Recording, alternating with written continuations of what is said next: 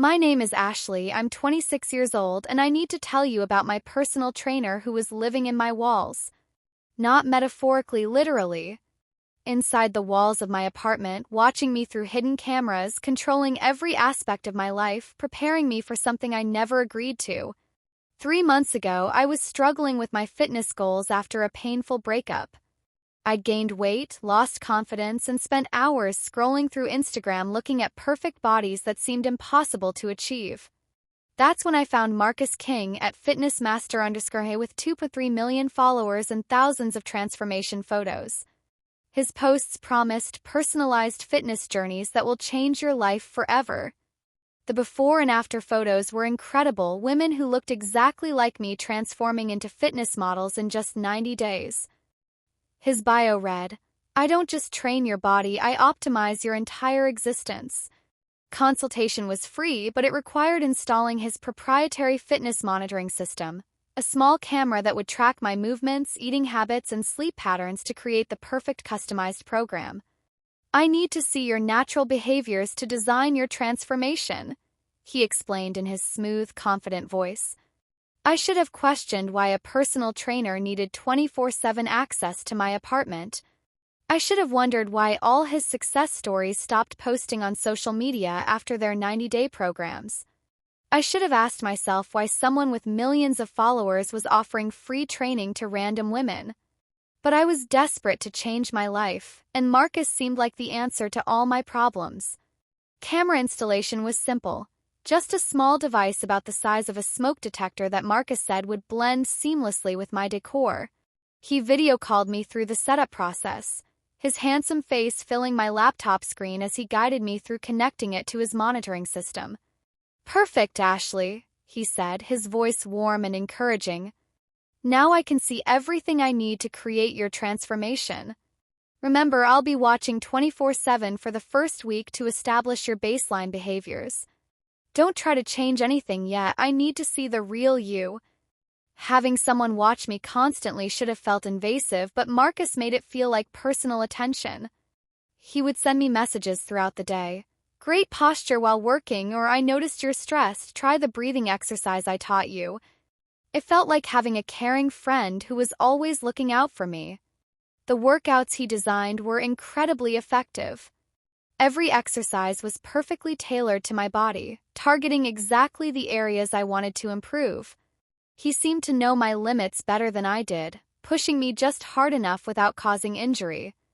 "Your body is responding beautifully," he would say during our evening check-ins. "You're progressing faster than 90% of my clients. I think you might be special, Ashley. Very special." I was losing weight rapidly and gaining muscle definition I'd never had before. My confidence soared as Marcus praised every small improvement. "You're becoming exactly what you were meant to be," he would tell me, and I believed him completely. Through 2 weeks, I started noticing things that didn't quite make sense. Marcus would comment on details that shouldn't have been visible through the camera, what I was wearing under my workout clothes, items I'd placed in areas outside the camera's range, conversations I'd had on the phone in my bedroom. "I love that new perfume you bought," he said during one call. But I'd bought it at a store across town and hadn't worn it yet during any of our sessions. When I asked how he knew, he laughed it off. "I'm very observant, Ashley. It's what makes me such a good trainer." I started hearing sounds in my walls, soft tapping, like someone walking very carefully. When I mentioned it to Marcus, he said old apartment buildings make all kinds of noises. "Focus on your transformation, not imaginary sounds," he advised. Stress can cause auditory hallucinations. But the sounds weren't imaginary. They happened every night around 2 a.m., always starting from the wall behind my bedroom mirror and moving toward the kitchen. It sounded like someone was walking a predetermined route through my walls. Marcus's training became more intensive. He added meal plans that required me to eat at specific times, sleep schedules that had me going to bed and waking up at exact moments, and optimization periods where I had to stand in certain positions in my apartment for extended periods. "Your body is a machine that needs precise calibration," he explained. "Trust the process, Ashley. You're going to be perfect soon." I trusted him because the results were undeniable. I was transforming faster than I'd ever imagined possible. But something felt wrong about how well he knew my body, how perfectly his programs worked, how he seemed to anticipate my needs before I felt them myself. Everything changed when my neighbor Mrs. Chen knocked on my door, looking worried. "Ashley, dear, have you been having work done on your apartment? I've been hearing drilling and construction sounds coming from your walls for weeks, but only at night." I told her I wasn't doing any renovation work, but she insisted she'd heard people moving around inside my walls. "It sounds like someone is building something in there," she said. "Maybe you should call the landlord." That night, I decided to investigate. I pressed my ear against different walls and heard it clearly, not just footsteps but voices. The multiple people talking in low whispers. I could make out Marcus's voice among them, giving instructions. "She's almost ready. Another week of the current protocol and she'll reach optimal specifications." I grabbed a hammer and chisel from my toolbox and carefully made a small hole in the drywall behind my bathroom mirror. What I saw through that hole made my blood freeze. There was a space between the walls, a narrow corridor that had been hollowed out and equipped with monitoring equipment, screens showing feeds from multiple cameras in my apartment, and sleeping areas with personal belongings that clearly belonged to different women. Marcus was there, along with 2 other men, all of them watching screens that showed not just my apartment but dozens of others. Each screen was labeled with a woman's name and a progress percentage. Mine read Ashley 87% complete. On a table, I saw files with photos of women before and after shots just like the ones from Marcus's Instagram. But these weren't success stories.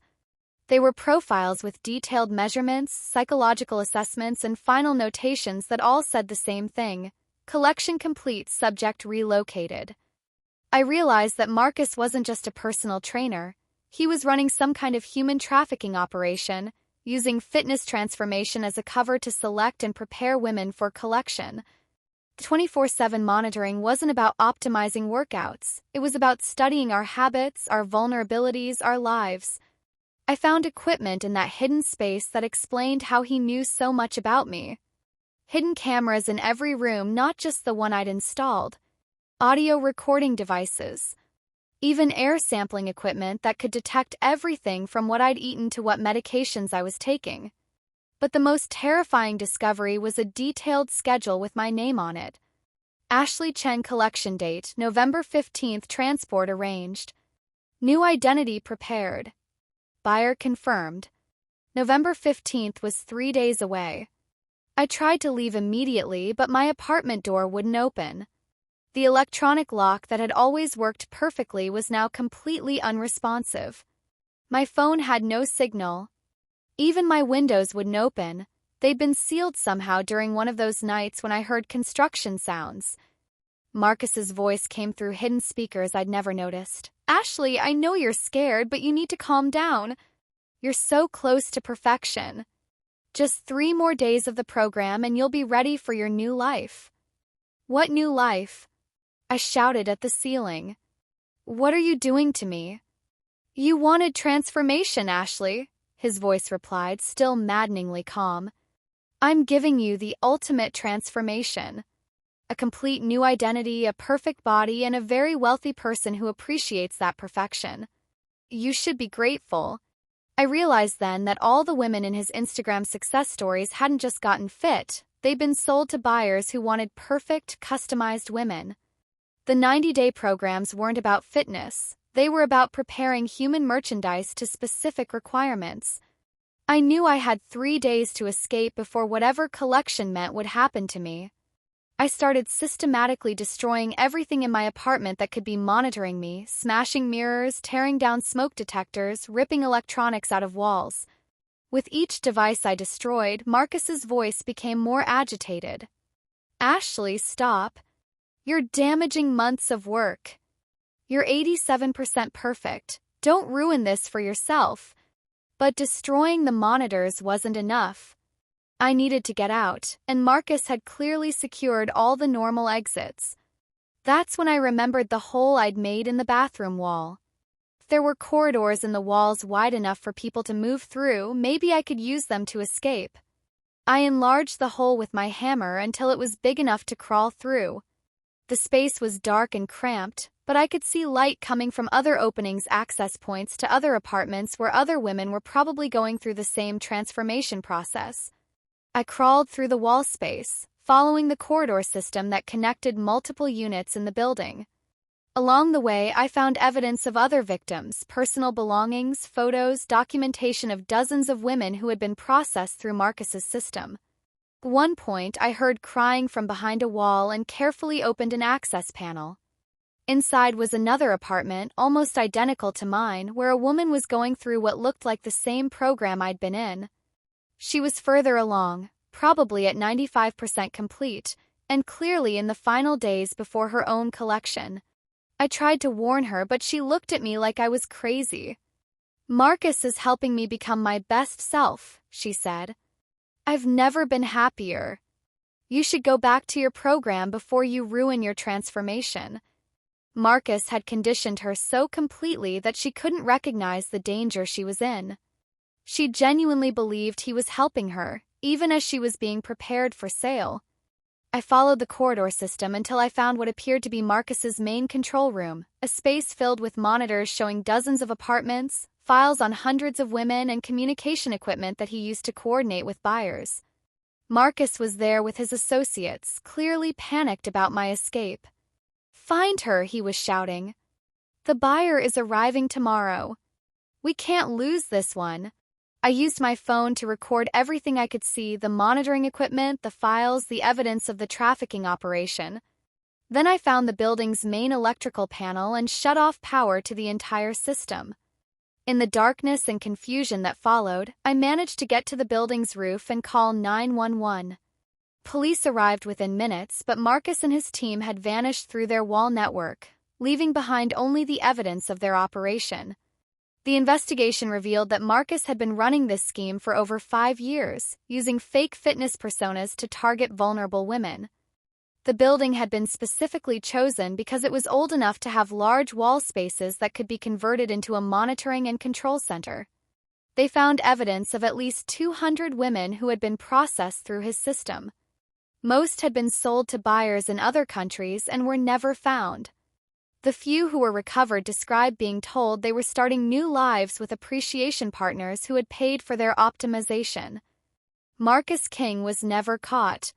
His social media accounts were fake, his identity was fabricated, and the wall network he'd created allowed him to disappear completely. But the investigation did shut down several similar operations that were using the same model. I still have nightmares about those 3 months. About how easily I was manipulated, how willingly I gave up my privacy and autonomy because someone promised to make me perfect. About how close I came to disappearing forever because I wanted to change my body. The worst part is knowing that Marcus is probably still out there, creating new fake trainer profiles, targeting new vulnerable women, promising transformation while preparing them for sale. If you're ever tempted by a fitness influencer who offers too good to be true results, who wants 24/7 access to your life, who promises to make you perfect, run. Your imperfect body and imperfect life are yours, and no transformation is worth losing yourself completely. The only person who should have access to your home, your body, and your life is you. Don't let anyone convince you otherwise, no matter how many followers they have or how perfect their success stories look. Perfect is a trap. And some trainers aren't trying to help you get fit, they're trying to help you disappear.